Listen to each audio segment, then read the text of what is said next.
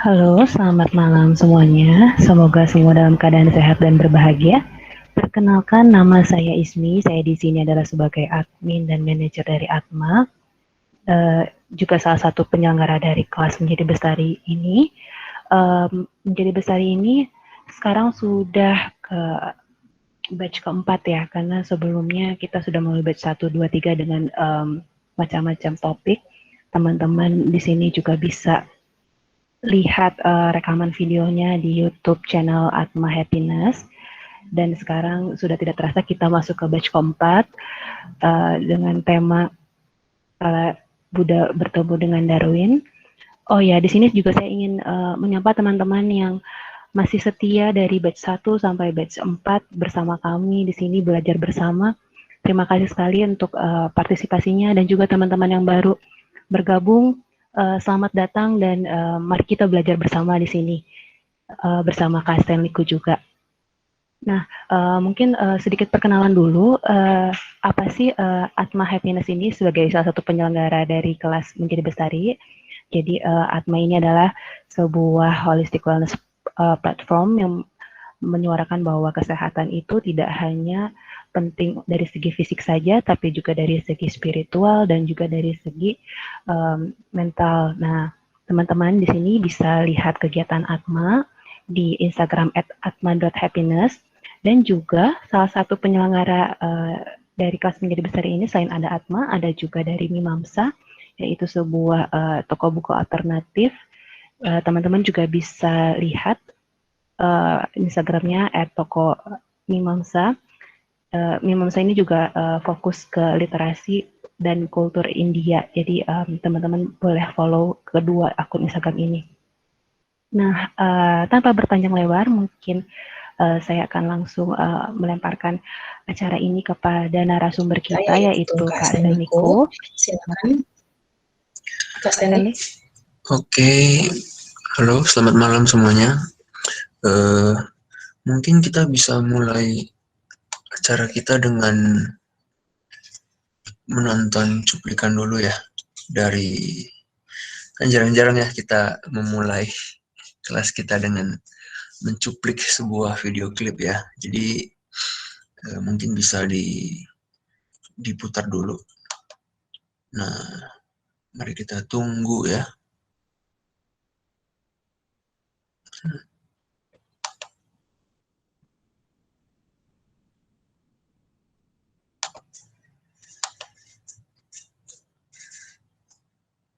Oke, selamat malam Kak Ardianto.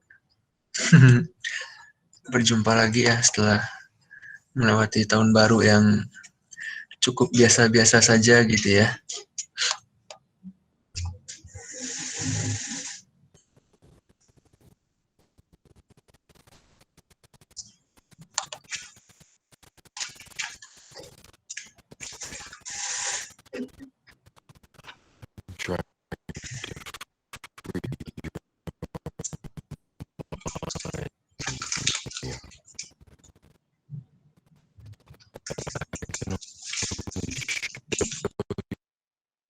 The door.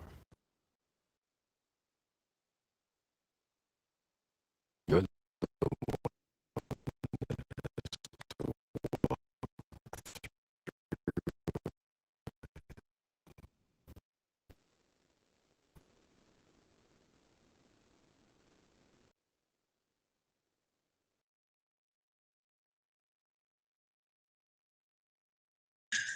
Ya, kurang lebih seperti itu ya. Kalau mau sensasi yang lebih menyenangkan mungkin bisa nonton langsung ya filmnya. Ini adalah sebuah kenapa film ini? Yang pertama karena yang main Keanu Reeves kali ya. Tapi sebenarnya tidak semua film dia aku tonton juga. Aku mungkin hanya seneng 2 film dia, Matrix dan Konstantin ya. Jadi kalau teman-teman pernah nonton kedua film itu ya teman-teman akan paham kenapa film ini menarik bagi aku pribadi. Film terbarunya kan mungkin John Wick ya kalau nggak salah ya. Nah itu kayaknya terlalu action gitu ya, jadi kurang filosofis, jadi kurang relevan untuk topik kita kali ini. Nah, topik kita kali ini, kita mencoba untuk belajar Buddhisme dari The Matrix. Nah, ini film yang kayaknya udah 2 dekade ya, dari Wachowski Brothers.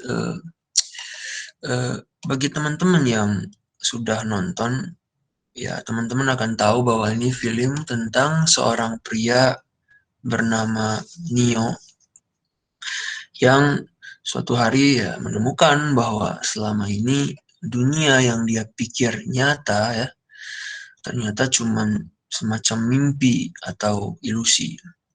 So kehidupan yang dia pikir sedang dia jalani ya cuma sebuah halusinasi gitu loh. Sebuah proses pemrograman yang kompleks sekali. Dan ya sialnya dia menjalani halusinasi ini tanpa sadar. Sedangkan tubuh fisiknya yang benar-benar itu kan ada di semacam kapsul gitu kan ya. Nah, pilihan yang dia hadapi, mau terus hidup dalam delusi atau bangun ya. Nah, bangun, kalau aku bicara kata bangun kan berarti udah rada-rada nih ya, bangun, sadar gitu.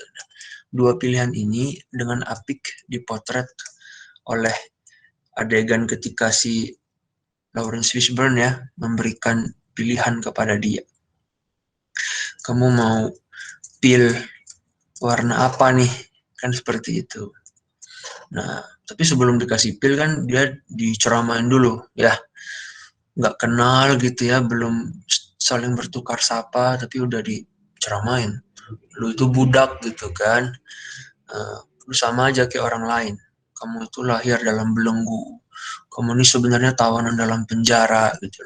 Tapi penjaranya kamu nggak bisa rasa, kamu nggak bisa lihat, kamu nggak bisa sentuh gitu.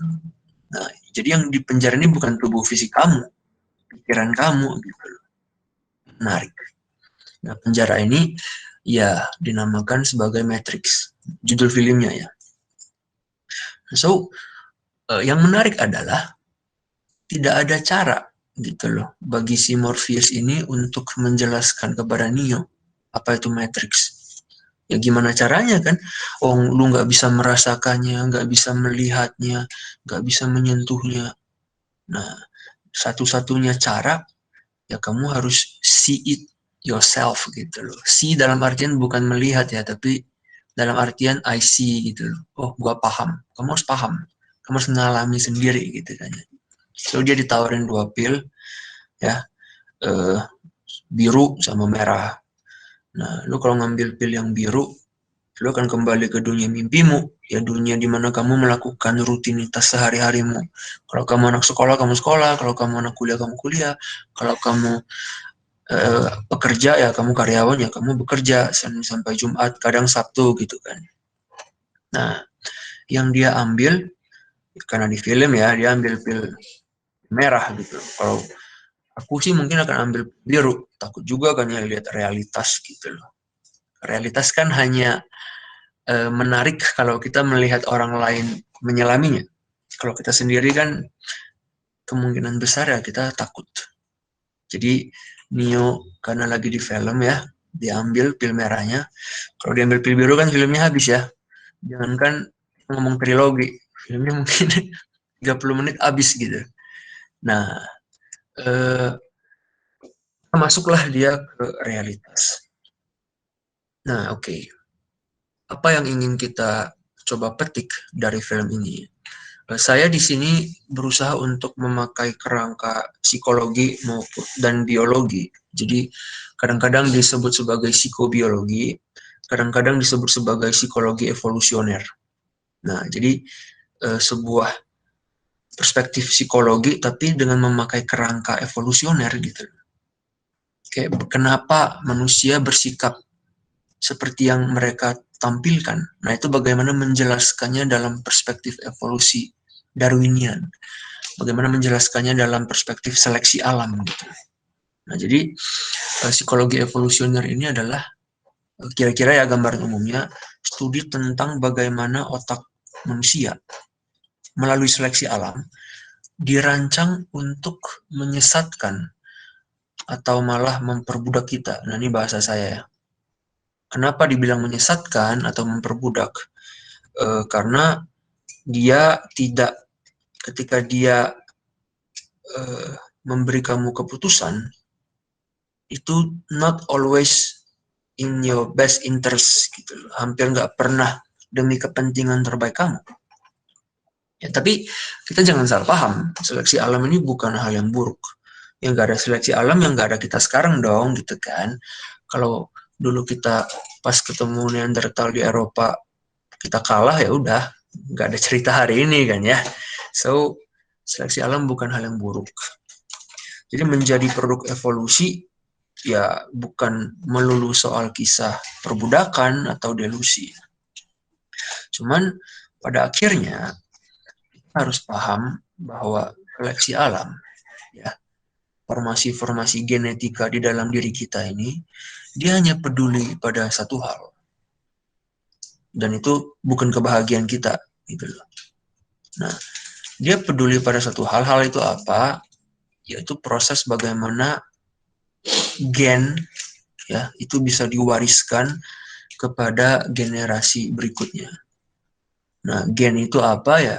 Kita bisa katakan gen itu sebagai semacam struktur gitu ya, atau algoritma di otak yang membentuk pengalaman sehari-hari kita dan mendefinisikan kemanusiaan kita.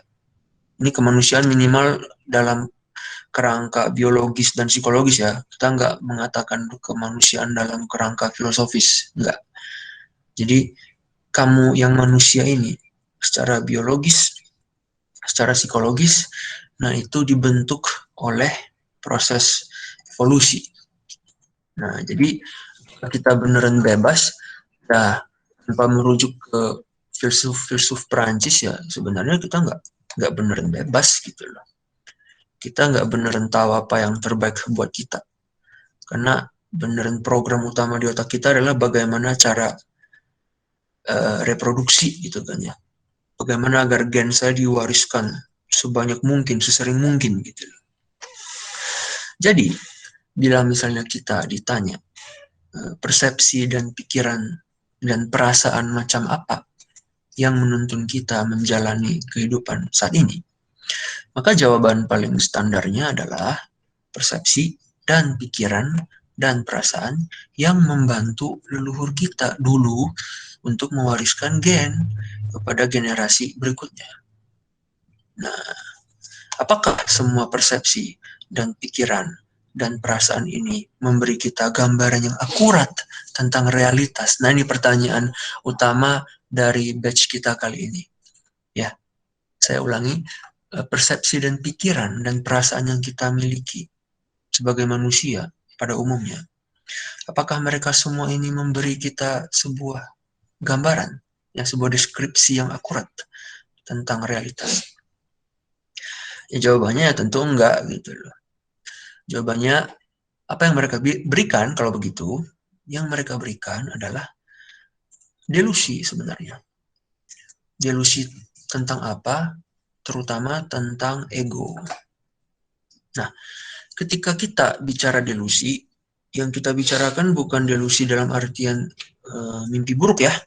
Delusi-delusi yang kita nonton di film-film psychological thriller, enggak.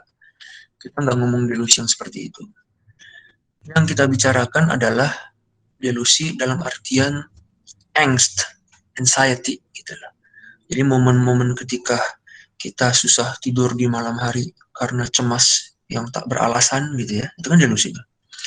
Atau ketika kita merasa desperate dan maybe depresi seharian ya tanpa alasan, mood swing gitu kan ya. Nah, itu kan delusi. Kamu melihat realitas dengan cara yang salah. Atau yang paling umum ketika kita merasa marah dan benci gitu ya, dendam gitu ya pada orang lain. Nah, itu juga delusi. Atau bisa pula kita merasa benci pada diri sendiri. Ya, jadi benci, marah, lu arahkan ke luar ataupun ke dalam, nah itu sama-sama bentuk delusi. Atau merasa serakah, tidak pernah merasa puas. Nah, ini kan hal yang lebih umum lagi kan ya, nggak puas gitu. Ini lebih. Nah, ini juga delusi. Semua perasaan ini kita tahu adalah sumber dari penderitaan dan kekejaman umat manusia. Dan karena melalui penalaran yang mendalam, kita akan segera tahu bahwa mereka hanya produk delusi. Maka alangkah baiknya bila produk delusi ini bisa kita analisis.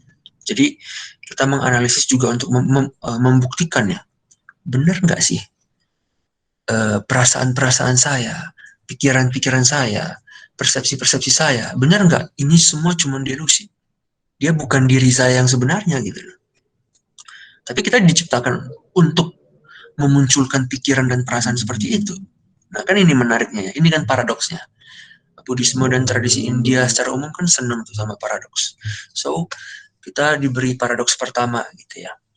Nah, untuk menyoroti isu ini lebih lanjut, kita bisa ke slide yang berikutnya tentang junk food ya. Kita bisa lihat. Nah, saya ingin melakukan sebuah eksperimen gitu loh. Bisa nggak sih kita memahami realitas gitu ya melalui junk food gitu kan? Konon, ini konon ya, saya nggak tahu benar enggak. Konon kan Jean-Paul Sartre kan pertama kali ingin berfilsafat dengan serius kan ketika dia diberitahu teman dia di sebuah kafe kan bahwa kamu bisa berfilsafat tentang secangkir anggur gitu. Nah, caranya kan dengan fenomenologi gitu lah. Nah, Sartre mendengarkan, wah gila bisa ya anggur difilsafatkan gitu. Nah, untuk mengikuti teladan beliau ya, kita mari coba untuk berfilsafat memahami realitas dengan junk food. Jadi kenapa junk food? Karena dia contoh yang paling simple, semua orang pernah makan. Ya, dia simple tapi fundamental menurut saya. So, mari bayangkan kita makan junk food. Ya, kita merasa puas sesaat dan tak lama kemudian kita ingin makan lebih banyak lagi. Ya, karena kan dia either punya micin atau dia punya gula. Kalau dia punya gula, gula kan adiktif. Dia kalau ingin kamu memasok dia lebih banyak lagi kan dia mengirim sinyal ke otak kan ya. Terus kamu merasa lapar gitu loh. Nah, ini junk food. Kenapa kita memakainya? Ada dua alasan sebenarnya. Pertama, junk food ini menggambarkan betapa subtilnya delusi kita.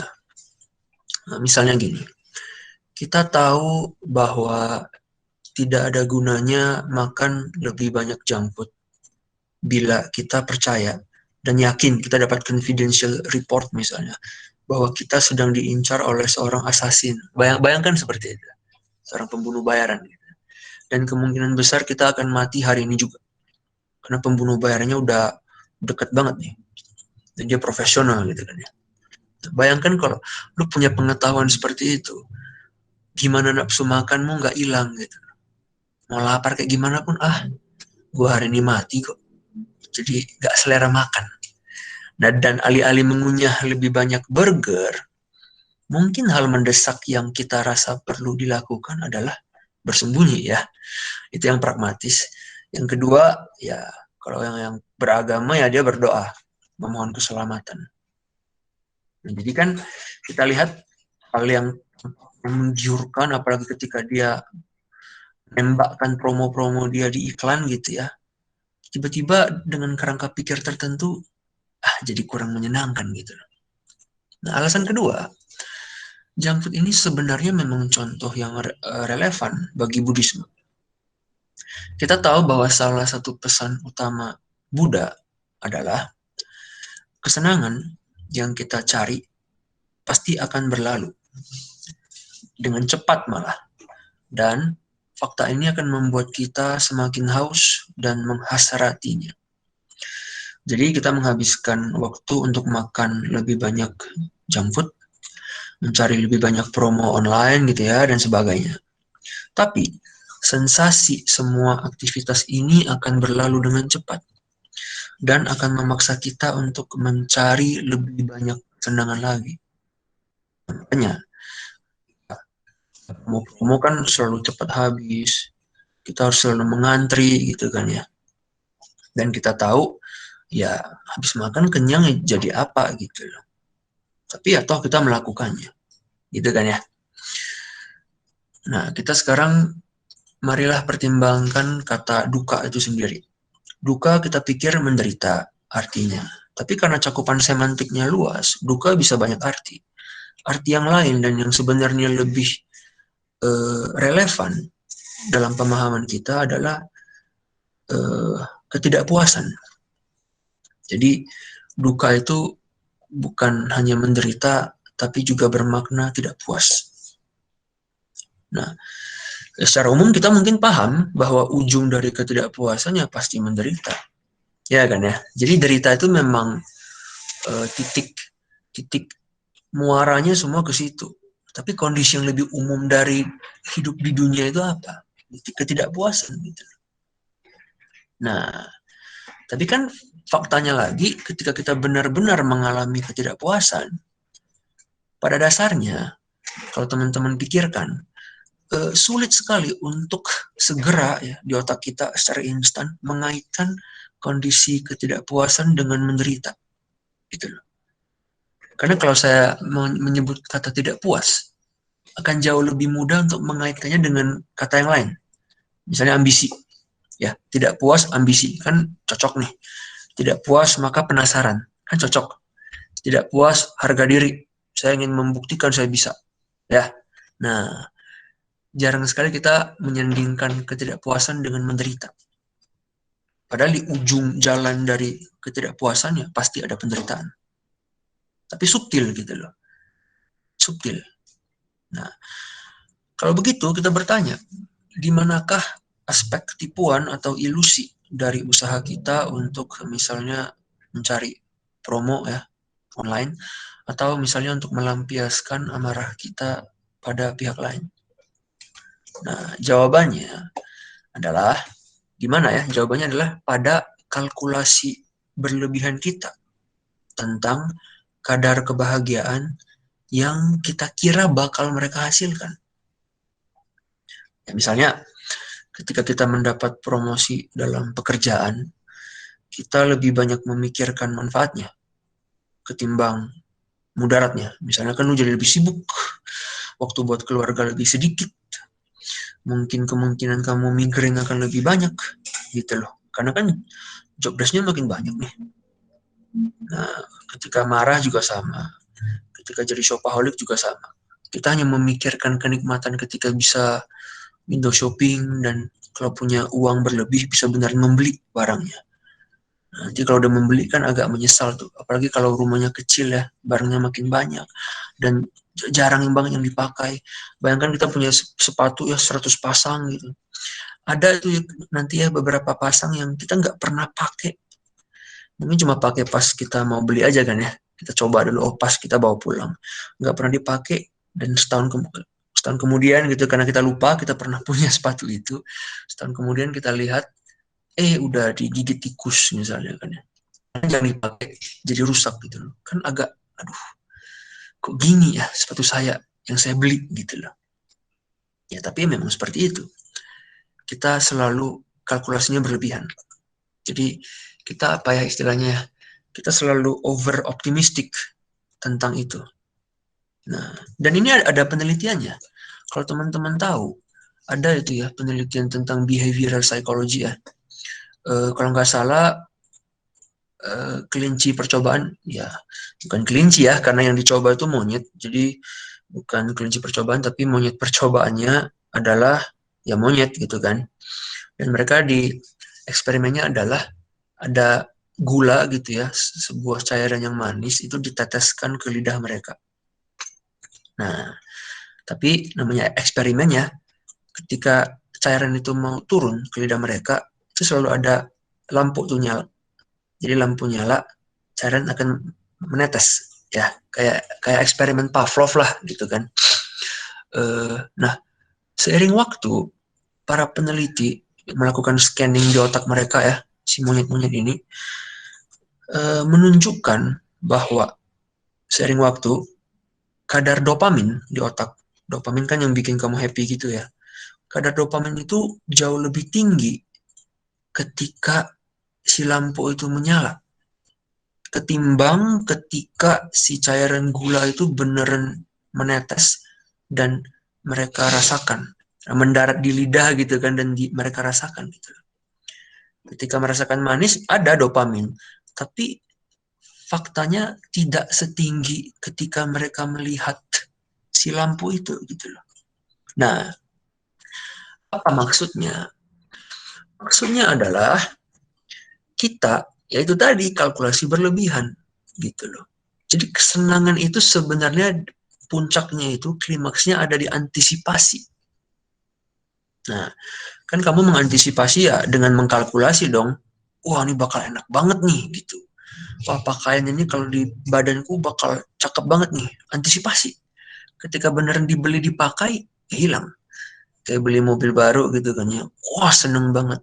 Mobilnya ada, 2 hari kemudian ya udah hilang gitu loh. Kadar dopaminnya udah tidak menghebohkan ketika kamu nabung untuk membeli si mobil itu. Nah, jadi tapi ya sebenarnya tidak butuh ilmu yang canggih ya, tidak butuh eksperimen saintifik sih untuk menjelaskan kenapa distorsi realitas seperti ini bisa muncul. Nggak butuh. Ini kan berarti kita sedang terdistorsi ya, kayak si monyet itu gitu loh. Belum ada rasanya aja udah seneng duluan. Nah, jadi ada ekspektasi gitu, ada harapan. Makanya kan sampai muncul ya frasa baru di bahasa Indonesia ya, pemberi harapan palsu gitu kan, PHP, PHP. Jangan PHP-in saya gitu. Ya kenapa? Karena ketika orang dikasih harapan, di situ dia paling seneng gitu loh. Kalau lu kasih harapan dan harapannya asli, pemberi harapan asli, misalnya PHA gitu ya, Pak gitu ya, ya kesenangannya atau kenikmatannya di harapan itu, bukan di barang yang dia janjikan. So ketika lu palsu harapannya, sebenarnya bukan di barang yang nggak ada. Karena kalau barangnya beneran ada pun dia nggak akan sesenang ketika dia masih dalam fase berharap itu loh. Tapi ya harapan itu hanya bisa asli ketika barangnya ada kan. Nah ini kan jadi kayak semacam spiral yang membuat kita pusing juga. Gitu. Harapan hanya bisa asli ketika barangnya ada. Ketika barangnya benar-benar ada, dia nggak senikmat ketika harapan itu masih kita jaga gitu. Nah ini kan distorsi nih. Nah kita nggak butuh sains sebenarnya. Kita hanya perlu memikirkan bagaimana cara kerja evolusi. Dan evolusi itu, evolusi Darwinian ya, ini saya bicara dari sisi kubu yang bukan pro Harun Yahya gitu ya. Saya yang kontra gitu. Jadi saya yang Darwin. Ya kalau ada yang pro ya silakan juga. Tapi saya di sini dari kubu yang pro Darwin. Nah logika dasar dari evolusi adalah apa? Ya tak lain tak bukan kita dirancang oleh seleksi alam untuk melakukan hal-hal yang membantu leluhur kita mewariskan gen ke generasi berikutnya. Makan. Kalau nggak makan, mati. Kalau mati ya gimana mau berprokreasi? Pujian dari pihak lain. Ya, kalau kamu jarang dipuji, status sosialmu rendah. Kalau status sosialmu rendah, kamu jadi kuper ya. Kamu dijauhi sama anggota masyarakat, anggota sukumu yang lain. Gimana mau berprokreasi? Kamu aja bukan anak yang populer gitu kan ya. Kemudian mengalahkan lawan, segala macam, dan seterusnya.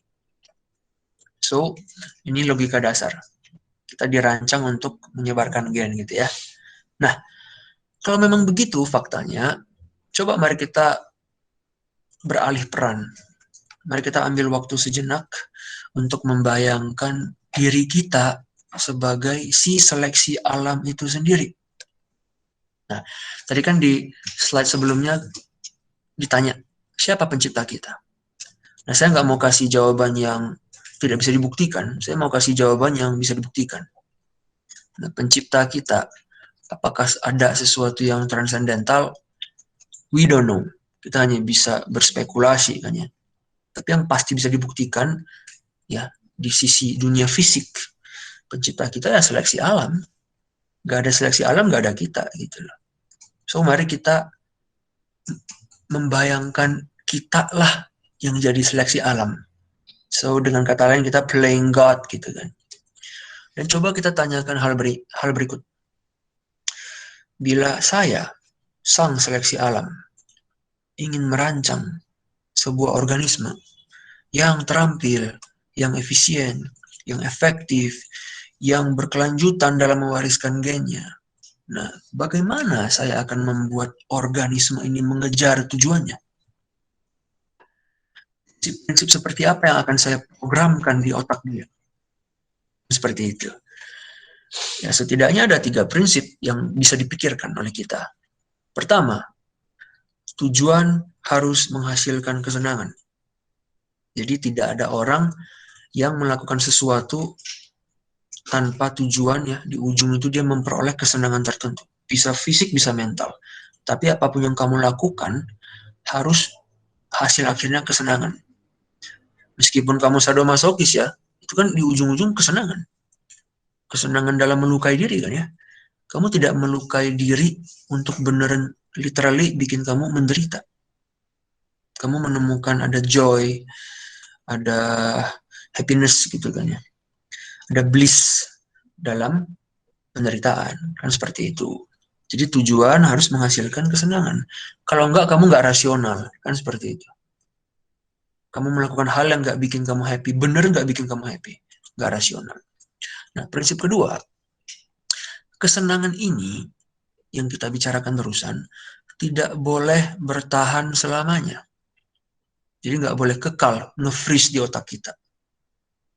Ya kalau tidak, ya makanan dan hubungan seksual kan ya akan menjadi aktivitas pertama sekaligus terakhir kan, ya.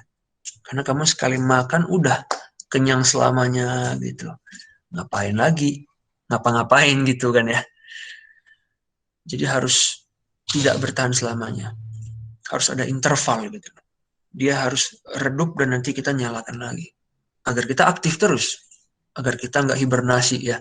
Sekali makan terus hibernasi sampai akhir hayat. Kan nggak mungkin. Sekali berhubungan seksual selesai. Senangnya selamanya gitu. Kamu nggak bisa menyebarkan gen dengan cara seperti itu. Nah, itu yang kedua.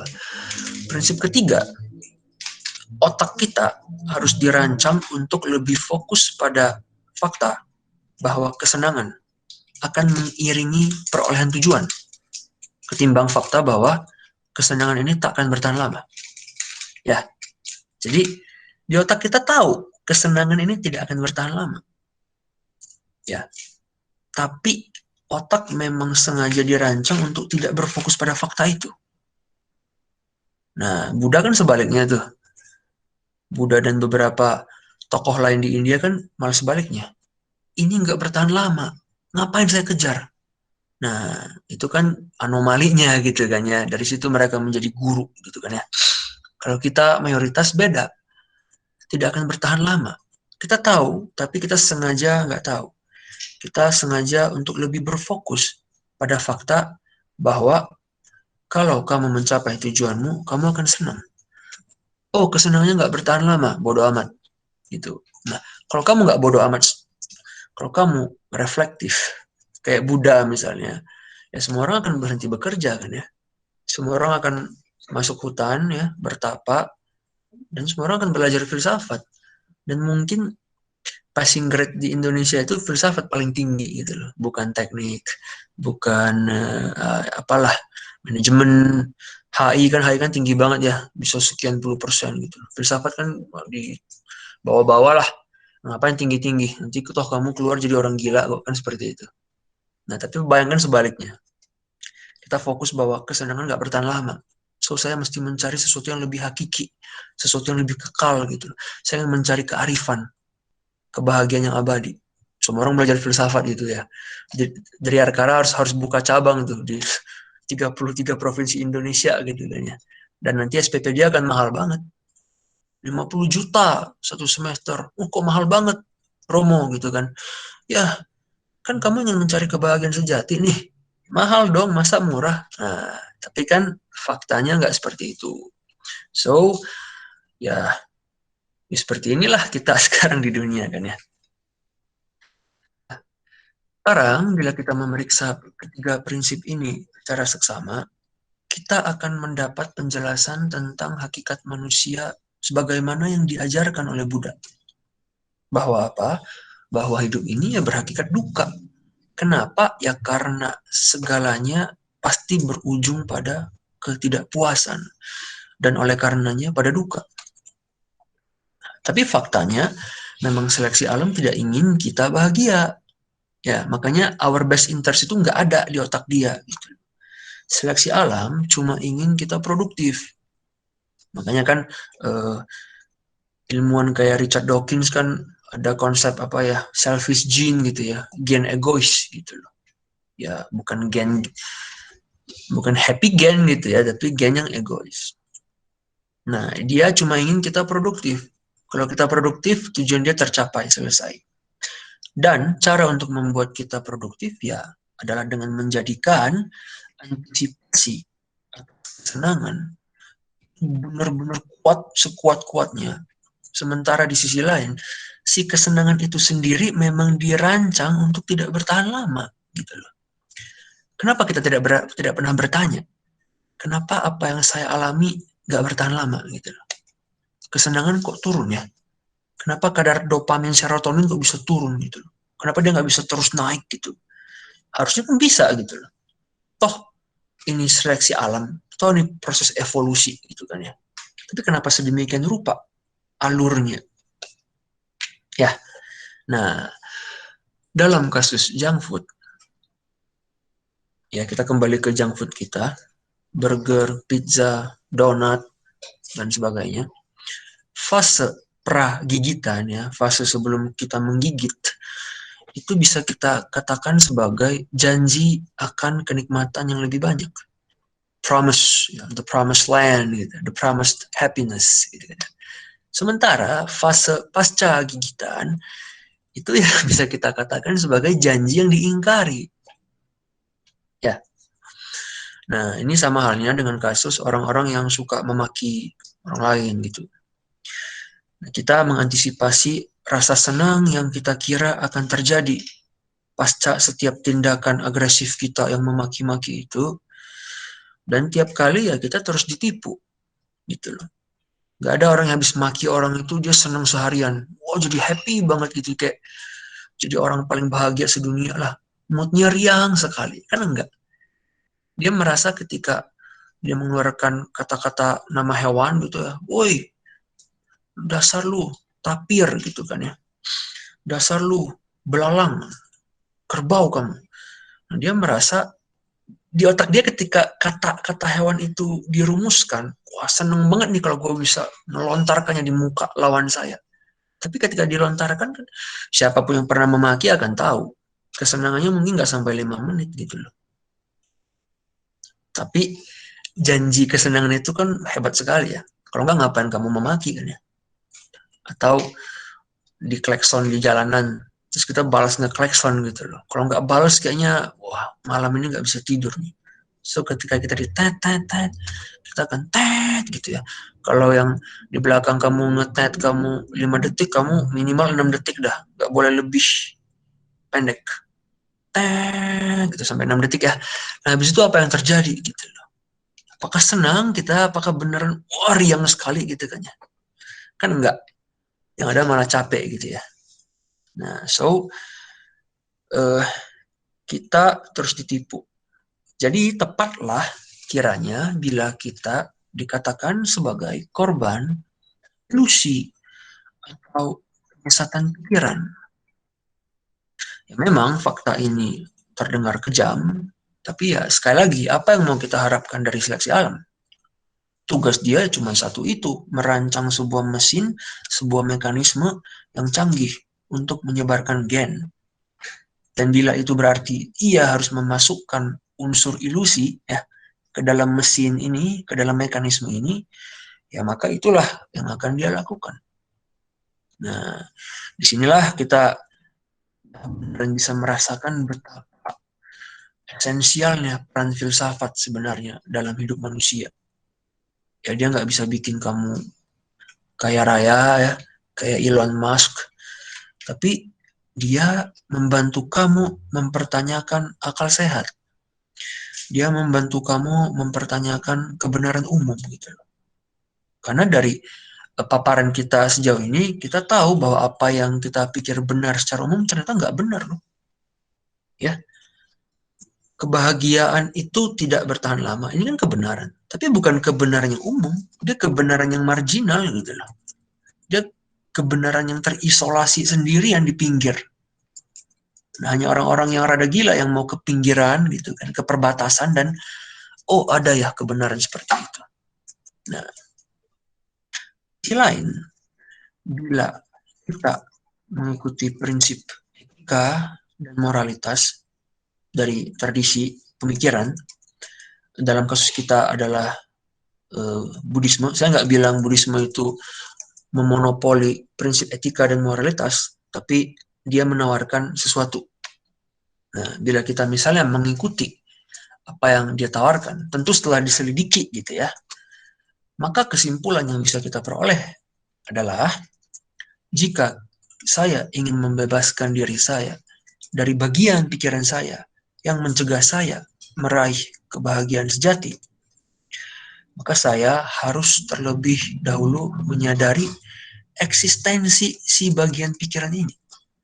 Ya, kalau memang saya tahu masalah saya adalah delusi, ya maka saya harus tahu dulu dong bahwa memang saya mengidap delusi. Kalau enggak kan gimana kita mau cari solusinya? Ya, kalau kita tidak tahu musuh kita di mana, bagaimana caranya melakukan konfrontasi dengan dia? Nah, salah satu caranya saja dengan seperti apa? Meditasi. Bahasa kerennya mindfulness gitu. Sekali lagi meditasi bukan monopoli tradisi Buddhis. Banyak tradisi lain yang juga punya tradisi ini, meditasi, meditatif gitu kan ya. Tapi karena saya berangkat dari sudut pandang Buddhis ya, maka saya akan menjelaskannya secara Buddhis gitu ya. Jadi ini disclaimer dulu ya. Nah, melalui praktik seperti meditasi dan mindfulness, kita akan sadar bahwa kita sebenarnya selama ini hidup dalam The Matrix gitu loh. Kita seperti Keanu Reeves. Nah, ini kan ada di bab yang slide yang terakhir gitu. Kita sadar akhirnya bahwa kita nggak sadar sebenarnya betapa lebarnya jarak antara posisi kita di dasar lubang yang gelap gitu ya, dan lubang yang bercahaya gitu. Bila kita ingin keluar dari The Matrix, ya Neo kan tinggal ambil pil merah nih, kita kan nggak punya.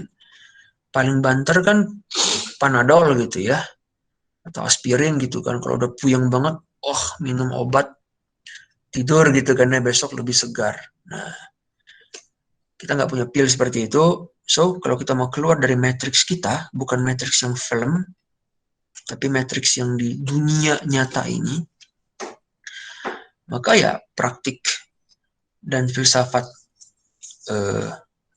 Buddhisme dalam kasus ini, saya kira bisa menawarkan solusi yang jitu. Meskipun sekali lagi dia tidak memonopoli kebijaksanaan gitu, enggak. Nah, kenapa saya bilang jitu?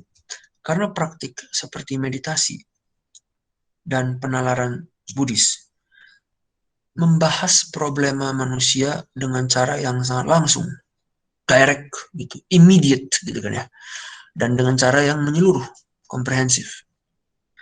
Nah, Buddhisme menawarkan diagnosis yang eksplisit atas penyakit dan penawarnya. Ketika penawar ini kita terapkan, maka ya tidak hanya kebahagiaan yang akan kita peroleh, tapi juga sesuatu yang lebih. Apa? Kejernihan visi tentang the nature of reality. Basically ini dua hal yang sama sih. Kalau visi kamu tentang realitas jernih, kamu nggak mungkin nggak bahagia. Dan agar kamu bisa meraih kebahagiaan yang sejati ya, visi kamu, cara kamu melihat dunia itu harus benar. Kacamatanya nggak boleh salah gitu loh. Kalau kamu minus, kamu nggak boleh pakai kacamata yang silindris gitu kan ya. Nggak bisa, nggak masuk gitu loh. Nah, Jadi ya seperti kata Morpheus kepada Neo di cuplikan video di awal, I can only show you the door, gitu ya. You're the one that has to walk through it, gitu. Jadi begitulah memang kita harus memahami filsafat Buddhis salah satunya. Dia makanya ketika kita mengatakan tradisi pemikiran seperti Buddhisme, tradisi India secara umum gitu ya. Kalau kita mengatakan sebagai agama ya agak agama yang total gitu ya, agak kurang tepat. Dia ada aspek religinya, tapi dia juga tidak kalah banyak aspek filsafatnya gitu. Apa maksudnya dia tidak kalah banyak aspek filsafatnya? Maksudnya adalah tokoh-tokoh seperti Buddha itu hanya bisa menunjukkan kepada kita, ini loh pintunya, ini loh jalannya, gitu. Mungkin dia juga membukakan pintu. Kalau pintunya lagi tertutup, dia akan membukakan. Tapi dia nggak bisa bantu kamu masuk. Dia nggak bisa dorong kamu masuk. Jadi kamu terkejut pula ya kan, dorong gitu. Dia nggak bisa gendong kamu juga. Kamu terlalu berat gitu loh, ya. Apa ya, ketidakbajikan kamu terlalu berat. Pandangan salah kamu terlalu berat sehingga dia nggak bisa bopong kamu. Jadi kamu kalau mau masuk ke pintu itu ya, kamu yang harus melangkahkan kaki kamu sendiri, gitu loh. Buddha kan juga ngomong sama. Saya tidak mencuci dosa kalian, kata Buddha kan seperti itu. Saya cuma bisa ngajar gitu loh. Jadi saya nggak sakti-sakti amat. Saya bisa terbang segala macam, tapi saya nggak bisa. The only yang saya nggak bisa itu cuma satu. Saya nggak bisa mencuci dosa kalian. Lah kalian yang bikin kok, masa saya yang cuci? Kan seperti itu ya. Emang saya tukang laundry apa? Masuk, ini deterjennya, ini manualnya, how to use ya gitu ya. Ini mesin cucinya, nah, itu pakaian elu yang jorok gitu ya. Ya silakan kamu yang cuci gitu. Nah, di poin inilah saya merasa bahwa Morpheus ini kayak Buddha gitu. Meskipun dia bukan Buddha ya, dia tidak tercerahkan di film itu, masih sama-sama melawan musuh bebuyutan mereka, kaum-kaum robot itu. Cuman ketika dia meminta Neo untuk, kamu yang harus jalan. Saya bahkan nggak bisa gandeng tangan kamu. Silakan jalan sendiri gitu loh. Nah, di sini kita kembali ke slide kita yang terakhir. Apa hubungan antara seleksi alam dan duka? Gitu. Dan ini kan ada gambar yang menarik sekali ya. Orang udah berevolusi sampai keren banget pakai tas presiden gitu ya. Dia mau balik lagi. Ya. Fase yang sebelum dia kan homo florensis misalnya kan. Bro ngapain lu balik gitu kan? Kita aja pengen maju, pengen lebih evolusi lagi, kenapa kamu mau mundur? Nah, si homo florensis ini kan nggak tahu nih, hidup jadi manusia abad 21 itu nggak gampang gitu. Dia nggak paham. Begitu banyak penderitaan baik yang fisik maupun mental gitu ya. Perang dunia aja udah 2 kali gitu ya. Belum lagi perang-perang yang lain, belum lagi krisis moneter, belum lagi segala macam wabah penyakit, belum lagi perasaan-perasaan ya teralienasi lah segala macam yang itu disebabkan oleh penggunaan medsos yang berlebihan. Kamu jadi istilahnya anomi gitu kan ya, segala macam. Nggak enak, mending aing jadi homo florensis. Kalau lapar nyari kebon gitu ya, nyari pohon, metik buah, selesai gitu. Kita nggak bilang kamu nggak bakal diserang musuh atau ditikam ketika kamu jadi pithecanthropus. Ada juga, cuman emang di manusia sekarang tidak ada, malah lebih masif gitu ya, malah lebih mengerikan. Perang nuklir segala macam. Nah, ini kan hal-hal yang kita perlu renungkan gitu loh. So, apa hubungan seleksi alam dan duka? Nah, ya bila seleksi alam itu more or less adalah pencipta kita, our creator, minimal di dunia fisik ini, maka kesimpulan logisnya yang sekaligus pahit adalah kayaknya kita diciptakan untuk mengalami penderitaan gitu. Nah, tradisi Buddhis ya punya jawabannya. Kenapa kamu diciptakan specifically untuk mengalami penderitaan? Gitu ya. Dan beberapa tradisi lain juga punya jawabannya sendiri. Nah, tapi kalau jawabannya yang kita ingin adalah jawaban yang agak-agak Darwinian ya, hey Charles gitu kan ya, kamu paham nggak kenapa kita menderita? Ya dia akan jawab, memang kamu diciptakan buat itu. Bukan secara sadar kamu dikasih penderitaan, enggak. Cuman fakta bahwa seleksi alam yang merancang kamu, dia menafikan poin kebahagiaan kan gini loh, kalau saya seleksi alam, saya ingin menciptakan sesuatu kan ya. Kan ada beberapa poin yang harus saya centang gitu loh. Oke, dia harus makan, centang. Dia harus bisa membela diri, centang. Dia harus punya penalaran untuk bikin api, untuk bikin panah, untuk bikin bom atom, oke, centang. Nah, satu poin yang dia nggak centang adalah kebahagiaan.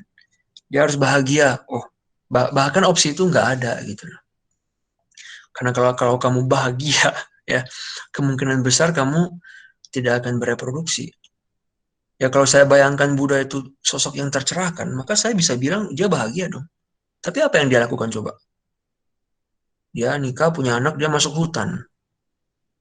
Bayangkan satu isi penduduk bumi seperti itu semua. Ya gimana ceritanya? Mana ada, bahkan nggak usah lagi, ayo ayo KB, ayo 2 anak cukup. Nggak usah gitu loh.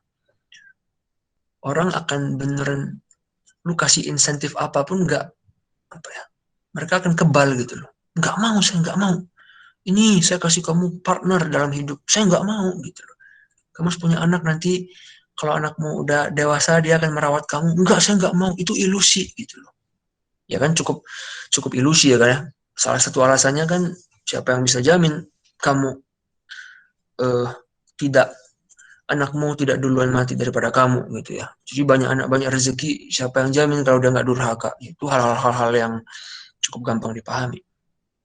Nah jadi di pertemuan perdana ini, ketika kita memberi judul memahami Buddhisme melalui The Matrix, nah kira-kira ini yang ingin saya coba sampaikan, yaitu bahwa jangankan di film gitu loh, di dunia nyata kita pun, jadi Matrix raksasa. Siapa musuh kita? Ada. Nanti di pertemuan-pertemuan selanjutnya kita akan berjumpa dengan musuh kita. Our arch nemesis gitu. Bukan robot gitu ya. Musuh kita bukan robot. Musuh kita adalah sesuatu yang lain. Nah, tapi ya singkat katanya kita adalah tawanan di dalam dunia ini. Apakah kita bebas? Nah, saya berargumen kita tidak benar-benar bebas. Karena kalau kita bebas, kita akan lebih banyak bahagianya daripada enggak. Justru fakta bahwa kita tidak bahagialah yang kemudian bisa membuat kita menyimpulkan bahwa kita nggak bebas. Kita seperti tahanan. Bukan tahanan yang kayak di lapas-lapas itu, enggak. Itu kan beneran penderitaan yang sangat terasa gitu loh. Penderitaan yang beneran vulgar sekali. Kamu dikerangkeng di sel 2x2, nggak mau meregangkan badannya aja nggak bisa gitu kan ya. Nah itu kan penderitaan yang vulgar, sangat sangat kentara gitu loh. Kita nggak mau makan bisa, mau minum bisa, mau tidur bisa, mau jalan-jalan kemana-mana ya bisa. Toh dunia ini gitu luas kok ya. Kecuali kamu tahanan kan kamu bisa kemana-mana. Kalau punya uang banyak apalagi, mau ngapain pun bisa, karena kan hampir semua hal bisa dibeli dengan uang gitu ya. Nah, so apakah kita bahagia, kan itu pertanyaannya. Jawabannya enggak. Nah, so kita sebebas Neo di alam mimpi, tapi fakta bahwa kita enggak bahagia menunjukkan bahwa kita belum benar-benar bebas, belum benar-benar keluar dari penjara pikiran gitu ya. Kita nggak bicara tentang penjara yang fisik, penjara pikiran. Nah, jadi tugas kita nanti di pertemuan-pertemuan berikutnya adalah untuk menginterogasi penjara ini. Biasa kan kita yang diinterogasi di penjara ya, kalau kita ditangkap gitu kan ya, dibanjur air lah, dipukulin lah sama si petugasnya gitu. Nah, sekarang kita gantian. Mari kita menginterogasi penjara gitu. Nah, kenapa kita harus menginterogasi penjara? Ya, karena kalau kita tidak tahu apa yang menghadang kita, siapa musuh kita, ya gimana kita mau bebas? Gimana mau cari solusi kalau kamu aja nggak tahu masalahnya? Ya, kamu sakit perut, mencret gitu ya. Alih-alih diapet, kamu belinya Panadol gitu. Berarti kan salah mendeteksi masalah. Delusi. Yang sakit di perut, dia kira solusinya ada di kepala. Nah, gitu loh. Sama, kamu nggak bahagia, kamu shopaholic. Ya, membeli semakin banyak barang, rasanya semakin bahagia. Nah, sama kan ya, penyakitnya di mana, kamu menyasarnya kemana. Nah, ini loh yang ingin kita interogasi. Kunci untuk membukanya ya meditasi itu, mindfulness. Nah, nanti di pertemuan-pertemuan berikutnya kita akan coba untuk melihat seberapa terpenjarakah kita gitu kan ya. Orang bilang budak bucinnya budak cinta gitu ya. Padahal kamu budak dari basically hampir semua hal. Cinta itu kan hanya satu hal yang paling sangat kentara gitu loh. Ada di in your face gitu kan. Jadi kayak gampang untuk membayangkan diri saya budak cinta, tapi ya kamu budak dari semua hal. Karena toh kamu tawanan di penjara gitu loh. Itu poinnya. Nah, jadi demikianlah sesi perdana kita kali ini. Kita kasih latar dulu nih gitu kan. Kalau kita baca buku kan ada latar dulu nih. Nah, latarnya seperti ini, apakah kita berani masuk gitu? Ini medan tempur kita loh. Sesuatu yang mengerikan. Kita bahkan nggak tahu dia ada. Buddha udah bilang, tapi kita nggak mau dengar gitu kan ya. Buddha dan beberapa orang lain udah bilang, tapi kita nggak mau dengar. Nah, jadi di sini saya istilahnya mengajak, menghimbau gitu ya. Mari coba kita lihat gitu loh, seberapa bebas kita. Nah, saya tutup sampai di sini aja untuk kali ini. Bagi teman, aku oper lagi ke moderator ya.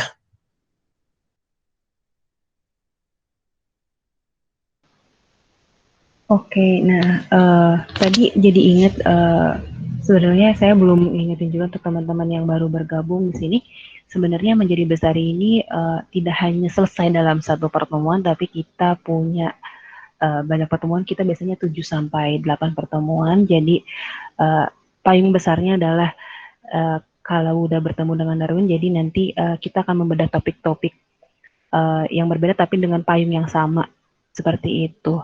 Nah, mungkin saat ini kita akan masuk langsung ke sesi tanya jawab. Sebenarnya tadi sudah ada teman-teman juga yang memberikan pertanyaan di kolom chat.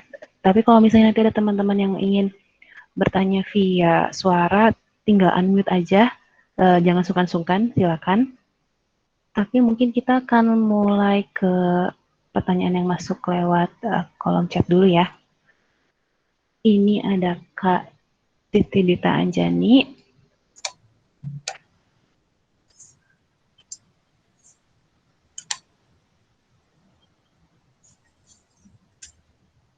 Mungkin Kak Sally. Oke. Ini aku baca dulu ya. Ada kemiripan katanya dengan self-actualization menurut eksistensialisme, di mana itu bertolak belakang dengan teori Maslow. Kalau di Maslow kan manusia merasa terpenuhi jika mencapai aktualisasi dirinya. Prinsip menurut eksistensialisme itu justru gak harus mencapai aktualisasi diri karena sudah eksis. Mohon koreksi kalau tidak tepat. Nah, ini ada 2 poin ya. Saya di poin yang ini dulu. Setahu saya Maslow ngomong seperti itu. Self itu di puncak paling atas ya setelah sandang pangan papan terpenuhi gitu ya.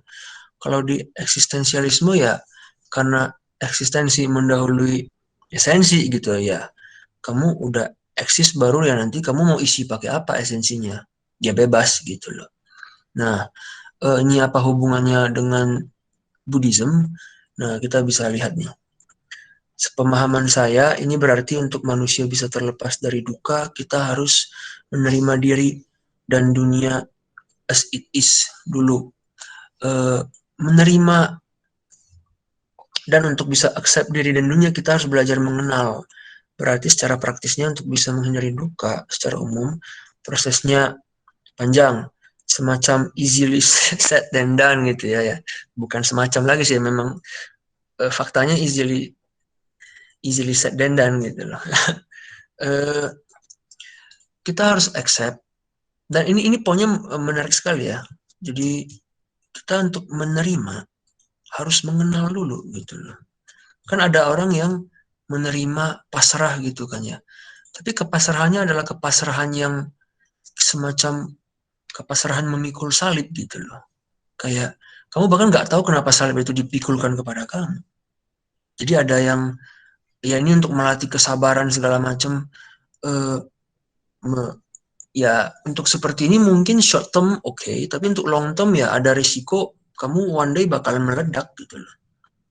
Jadi untuk bisa memunculkan acceptance ya, penerimaan yang benar rampung gitu ya, kepasrahan yang benar rampung, ya kamu harus paham, harus kenal, paham ya, dengan kata lain harus belajar filsafat dong, harus berfilsafat tentang dunia kan.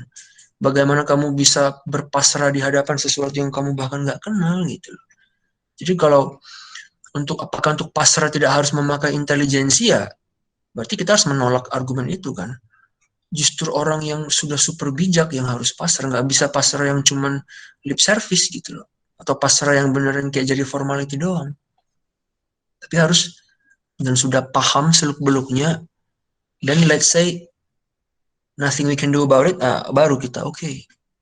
Bukannya aduh pasrah aja lah, kan kayak gampang banget gitu loh. Padahal kan pasrah itu ilmu yang sangat mendalam ya.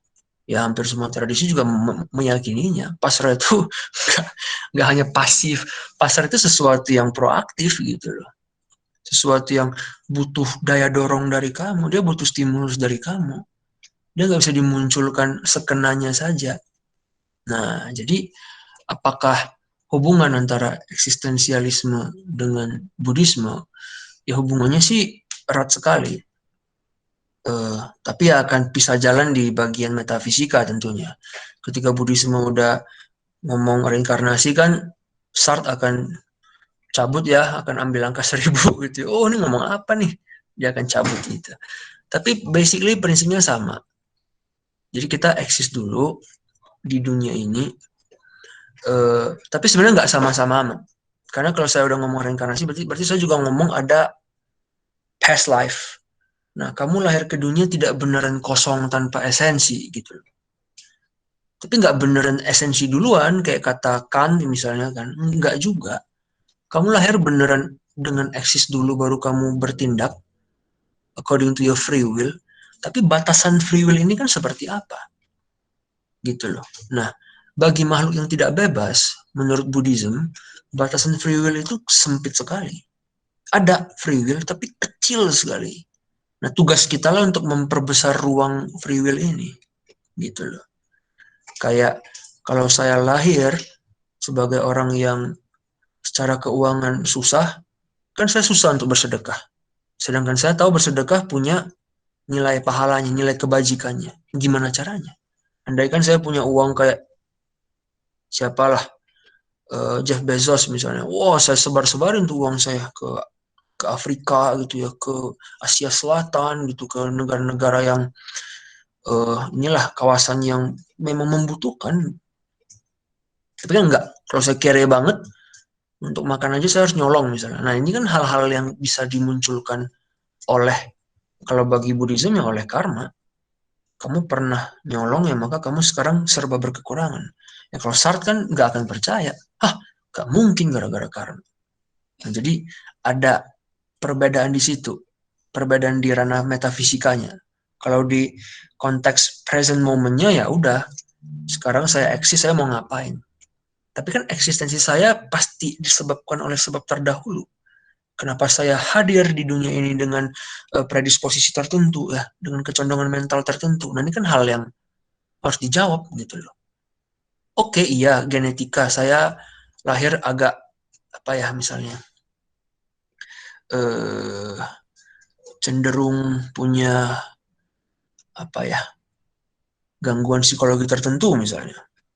Oke, itu genetika. Tapi let's say adik saya lahir biasa aja. Kenapa? Gitu.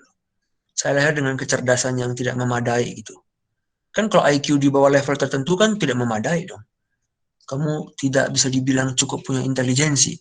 Jadi untuk memahami sesuatu yang lebih berat, jadi lebih lamban. Misalnya seperti itu. Nah, oke, oh itu kan genetika. Tapi kenapa adik saya nggak kena? Maksudnya kenapa saya gitu? Indian kan kita akan terus kembali ke pertanyaan itu. Ketika ada kemalangan tertentu, kenapa saya? Nah, kenapa sayanya ini yang bagi Buddhism dan bagi eksistensialisme itu jadi beda. Nah, kenapa saya ini kan pada akhirnya meskipun nggak bisa dibuktikan, kita akan ya harus berpaling ke metafisika. Tapi agar metafisikanya ini jadi valid, ya kita bisa lihat bagaimana dia implementasinya di present moment saya yang sekarang. Nah, tapi ya memang susah gitu loh. Memang benar ini easily said than done. Karena gampang untuk sekedar paham kebahagiaan gak kekal, ya. Paham untuk sekedar apa ya gampang banget ya sebenarnya saya nggak perlu marah lah. Karena lebih nikmat itu antisipasinya daripada beneran eksekusinya. Itu kan teori ya. Kalau beneran udah di ajang pembuktian ya kita akan selalu merasa saya harus marah nih, nggak bisa. Terus melampiaskan gitu loh. Yang orang melakukan beberapa kejahatan gitu loh. Dia pikir dia bisa mendapatkan sesuatu dari itu. Kan seperti itu. Saya harus mengabuse dia. Dibayangkan ada kenikmatan gitu kan ya. Tapi ketika dilakukan tidak ada kenikmatan. Apa buktinya? Bukti paling gampang ya si pelaku mengulangi perbuatannya kan tidak ada bukti yang lebih gamblang daripada itu gitu loh. Kalau pelaku abuse sekali mengabuse selesai ya berarti minta maaf udah kan kelar kan karena dia beneran gak akan mengulanginya lagi dan jaminannya bukan perkataan dia maaf menyesal saya hilaf enggak saya sedang dibisiki setan enggak jaminannya bukan perkataan dia loh jaminannya adalah memang sekali dia melakukannya, kesenangan dia disalurkan puas, kekal bertahan selamanya. Nggak merosot lagi. Tapi kan enggak. Gitu loh. Maka pelaku abuse akan selalu mengulanginya. Gitu loh. Akan jadi pola, akan jadi sesuatu yang adiktif gitu kan ya. Nah ini kan bukti paling simple bahwa antisipasi. Fakta bahwa dia mengulangi berarti sebenarnya dia sedang mereplikasi antisipasi itu gitu loh. Karena tiap kali itu dilakukan, selesai dilakukan si abuse dia itu, di momen itu pula udah countdown. Selesai dilakukan, 1 detik kemudian ya udah tidak bahagia. Di bawah sadar dia sudah harus okay, next victim siapa nih gitu kan ya. Misalnya serial killer gitu kan ya. Dia merasa harus bunuh aja gitu loh. Kok bisa gitu loh. Kok nggak cukup bunuh sekali gitu kan ya. Harus berkali-kali. Nah orang yang marah, orang yang suka menyakiti binatang misalnya kan sama gitu. Jadi ada janji ya di awal dan di akhir janji itu diingkari. Jadi ya gampang dikatakan ya secara teori tapi ya kita semua hampir tidak bisa melakukannya. Ya kita bukan serial killer ya, tapi contoh kita kan mungkin kasus kita ya lebih simpel aja.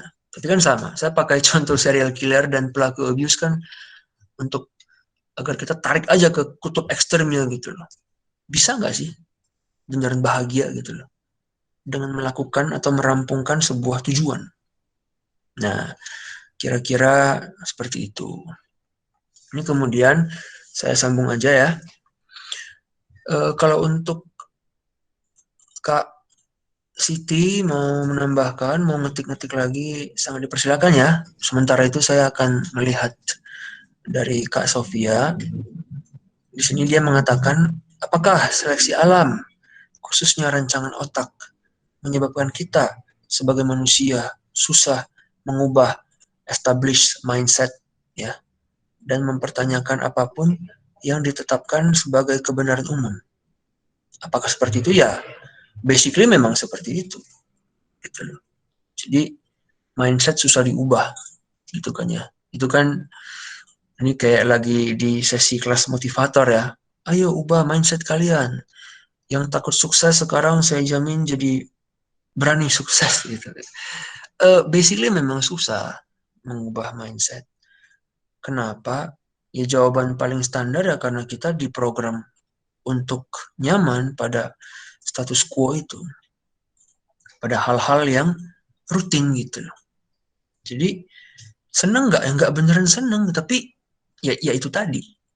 Neo ketika dia misalnya belum menenggak pil merah, kerjanya apa? Misalnya jadi kasir di McD misalnya. Atau Neo misalnya kerjanya loper koran. Nah, atau Neo misalnya kerjaannya supir Gojek gitu. Ya nggak menyenangkan amat ya. Kadang-kadang dimaki sama customer, kadang-kadang hujan lagi di jalan kehujanan, tapi apa daya, gajinya juga semenjana, padahal tagihan tunggakan hidup tinggi ya segala macam. Tapi kan nyaman gitu loh. Kita bisa mengatakan gini juga, iya ini menderita, tapi ini penderitaan yang saya kenal. Gitu loh. Iya hidup saya tidak sempurna, tapi ini ketidaksempurnaan yang saya kenal. Saya familiar dengan ini. Saya akrab dengan ini. Nah ini yang menyebabkan kita jadi tidak berani untuk menenggak pil merah itu. Untuk beneran mempertanyakan gitu loh. Kayak, iya saya punya pasangan yang tidak harmonis dengan saya. Memang gak cocok lah. Bagaikan air dan minyak gitu loh. Apakah mending pisah aja? Tapi kan ya alternatif yang lainnya itu ya pisah itu. Kok kayaknya lebih serem jadi jomblo ya gitu ya. Kesendirian kan bisa membunuh ya kononnya. Mending saya sama pasangan. Tiap hari berantem, tapi kan ya minimal saya tahulah kapan harus berhenti, kapan kita harus baikan lagi, sebelum nanti berantem lagi. Ya, nah ini kan ya. Ini kan juga hal yang kalau kita renung-renungkan kan kok bisa gitu loh. Kita bisa membiasakan ya familiarize ourselves dengan sesuatu yang kita tahu nggak menyenangkan. Buddha tahu nggak menyenangkan. Buddha bahkan nggak pernah, menurut kisah kan nggak pernah berantem dengan istri dia ya. Tapi dia bisa secara logis nggak ada senang-senangnya nih hubungan kayak gini. Cabutlah dia, cabut. Nah, kita nggak bisa gitu loh. Kita bahkan tidak punya pasangan yang harmonis sekalipun ya, yang suka berantem sekalipun ya nggak bisa. Kerja kita semenjana, dimaki sama bos, ditikam dari belakang sama kolega segala macam, but still gitu loh. Kita masih merasa ya something always better than nothing kan seperti itu. Nah, jadi kenapa inilah yang ingin coba kita jawab. Ya jawaban pembukanya sudah kita sajikan di kesempatan kali ini, yaitu bahwa memang bukan beneran salah kita loh. Memang kita diprogram untuk seperti itu. Karena kalau kamu tidak bearable, tidak tolerable terhadap pain, terhadap unhappiness, ya umat manusia akan kiamat gitu loh. Bukan kiamat dihantam meteor, kiamat karena semua orang nggak mau berprokreasi lagi. Semua orang nggak mau bereproduksi lagi gitu. Semua orang ingin mencapai pencerahan kan, serem juga loh kalau kita membayangkan gitu ya. Kita bikin kelas-kelas kayak gini ya, menjadi bestari, menjadi bijak. Bayangkan semua orang kayak gitu, pusing juga beneran. Karena kita ya sudah begitu terbiasanya dengan dunia yang seperti ini. Tiba-tiba semua orang masuk hutan meditasi, apa lu nggak serem? Semua orang di gua-gua ya, rumah-rumah di komplek itu ditinggalkan gitu loh. Ya, jalanan, trotoar sepi gitu kan ya. Di Jakarta gitu kan ya, yang biasanya ramai gitu ya. Hanya kucing yang lewat gitu loh. Hanya apa ya, daun-daun kering yang gitu. Serem juga. Lu kan bertanya ya, kemana orang-orang sibuk mencari pencerahan gitu. Serem juga. Saya membayangkan aja serem loh. Nah, tapi saya pun bertanya gitu loh, kok saya bisa serem ya membayangkan seperti itu. Kayak dunia post apokaliptik gitu. Padahal sebenarnya bukan post apokaliptik karena perang nuklir, ya orang ingin mencapai pencerahan. Tapi bahkan itu tidak, imajinasi itu somehow nggak cocok di otak kita. Serem gitu. Nah, ini yang mau kita tanyakan. Kok bisa? You suffer, tapi somehow toleransimu tinggi sekali. Ya, kamu punya painkiller. Dan itu memang diprogram di otak kita gitu. Kalau semua orang kena duka dikit aja langsung ingin meneladani hayat Sang Buddha, bubar. Nggak akan ada abad 22 gitu, bahkan nggak ada tahun 2022 gitu kan ya. Tapi karena sebaliknya, memang kita diprogram sedemikian rupa gitu loh. Jadi bahkan toleransi kita pada duka di dunia ini pun tidak kita munculkan ya. Terhadap itu pun kita nggak bebas loh. Kita tidak bisa memilih untuk tidak mau mentoleransi itu. Betapa mengerikannya gitu loh. Buddha kan sudah memilih untuk tidak mau mentoleransi itu. Gini-gini doang lah. Saya lahir, saya dewasa, tua, nanti tua sakit-sakitan, habis itu mati. Karena dia percaya reinkarnasi, habis itu lahir lagi. Ya, puber lagi, dewasa, nikah, punya anak, tua, sakit, mati lagi, habis itu lahir lagi. Mau sampai kapan gitu. Nah, toleransi orang-orang di masyarakat dia kan tinggi sekali. Ya, mereka kan percaya sama reinkarnasi tuh. Mereka membayangkan misalnya, ya udahlah, lahir sakit tua mati, lahir sakit tua mati. Yang penting hidup jalani aja gitu loh. Yang penting bikin baik, nanti kalau lahir lagi ya udah kita dapat kebaikan. Kan itu karma. Tapi kan Buddha bertanya, iya kamu dapat kebaikan, tapi nanti kamu mati lagi gitu loh. Terus kamu lahir lagi membawa tabungan kebaikan. Badan kamu bakal mati lagi. Dan kalau habis lahir langsung mati kan selesai, enak gitu ya, zep zep gitu. Ini enggak loh. Kamu lahir, kamu membawa bobot puluhan tahun. Kalau kamu dikasih jangka hidup 80 tahun, berarti umurmu 80 tahun. Nah, di 80 tahun ini kan lebih banyak duka daripada suka gitu loh. Kalau kita ukur secara objektif ya, nggak ada orang yang bisa dengan jujur bilang, ya lebih banyak sukanya dalam hidup saya. Dia akan bilang, ya cobaan banyak tapi saya tahan gitu. Saya tahan gitu. Nah, ketika kita mengatakan saya tahan, benar nggak sih kita tahan? Si aku ini saya, myself, my own self, benar nggak kita yang punya kehendak untuk tahan? Atau jangan-jangan kita memang sudah diprogram untuk memiliki semacam painkiller gitu loh, agar kita tahan. Jadi kita mau nggak tahan pun nggak bisa. Mengerikan sekali. Jadi semengerikan itulah kira-kira Matrix ala kita. Matrixnya Neo mah, terlepas dari saya fans sama dia ya, ngefans, tapi saya masih merasa Matrix dia cupu gitu. Matrix manusia di dunia nyata itu yang tidak bisa tak bisa dipungkiri gitu loh. Begitu dahsyatnya, saking dahsyatnya lu bahkan nggak tahu dia ada. Kan kira-kira seperti itu ya. Kemudian ini saya langsung aja maraton ya. Kata Kak Erwin, jika kita mengalami bliss dalam meditasi hingga mencapai ananda, apakah itu juga ada peran dari dopamin dan serotonin? Terima kasih Kak. Oke, sama-sama. Apakah ada peran? Tentunya ada. Kenapa coba? Karena gini aja lah. Saya langsung pakai jawaban yang tekstual ya. Di dalam meditasi itu ada dua hal yang harus dihindari. Kalau menurut kitab. Yang pertama, jangan ngantuk. Ya itu kan standar ya. Itu hal yang harus dihindari tapi yang tampaknya kita semua hampir selalu mengalaminya. Kendor gitu loh. Jadi gak harus ketiduran tapi ya kamu lesu. Pikiran buyar. Pikiran berat, kepala kamu kayak 1 kuintal gitu loh. Itu satu kondisi. Kondisi yang lain adalah apa yang disebut sebagai keterangsangan. Aku lupa bahasa Sanskertanya apa, tapi kalau di bahasa Indonesia itu keterangsangan. So, kamu malah terangsang dengan meditasi. Dengan kata lain, kamu merasakan bliss. Kamu merasakan meditasi itu nikmat.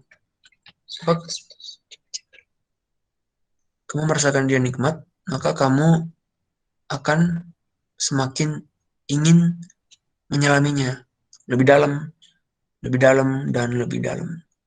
Nah, ini nggak baik. Kenapa ya? Jawabannya udah ada di pertanyaannya gitu. Kenapa di dalam teks Buddhis dikatakan itu tidak baik? Ya maybe jawaban biologisnya adalah ya karena itu ada peran dari si dopamin itu.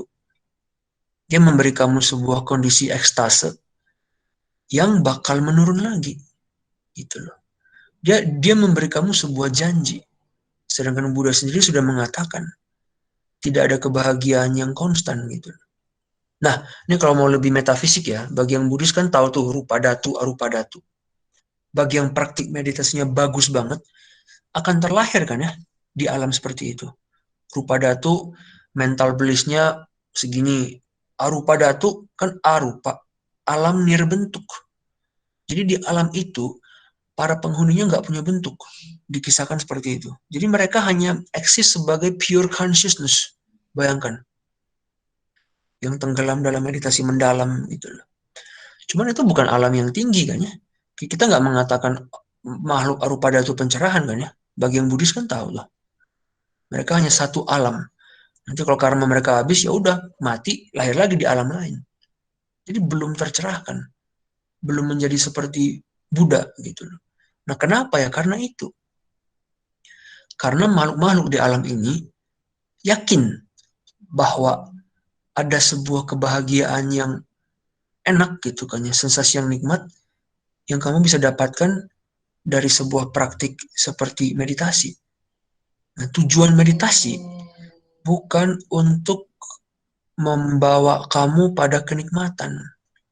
Kamu bisa merasakan itu, bisa mengalaminya, sensasinya mungkin nikmat, tenang, peaceful, kayak wah kamu terserap sekali.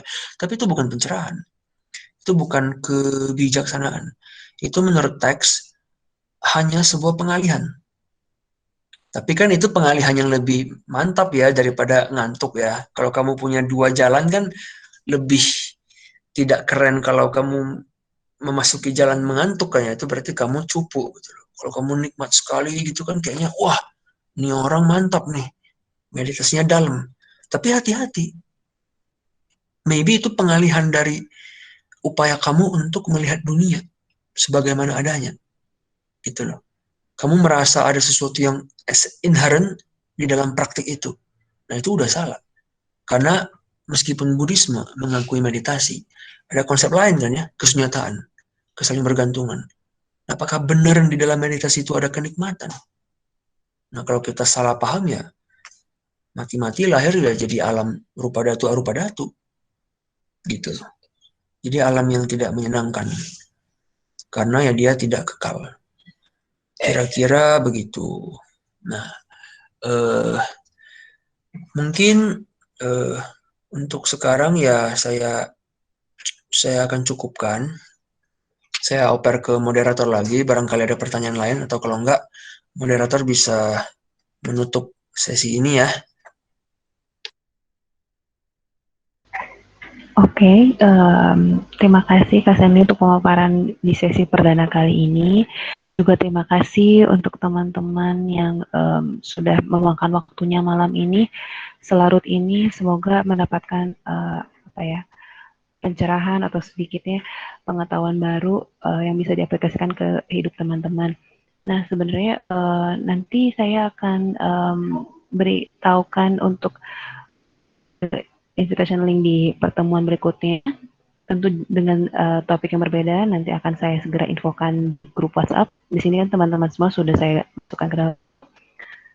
Jika ada pertanyaan juga bisa disampaikan di grup, nanti saya akan sampaikan kepada Stanley. Oke, jadi terima kasih semuanya. Semoga semua sehat-sehat selalu dan berbahagia selalu. Sampai jumpa minggu depan.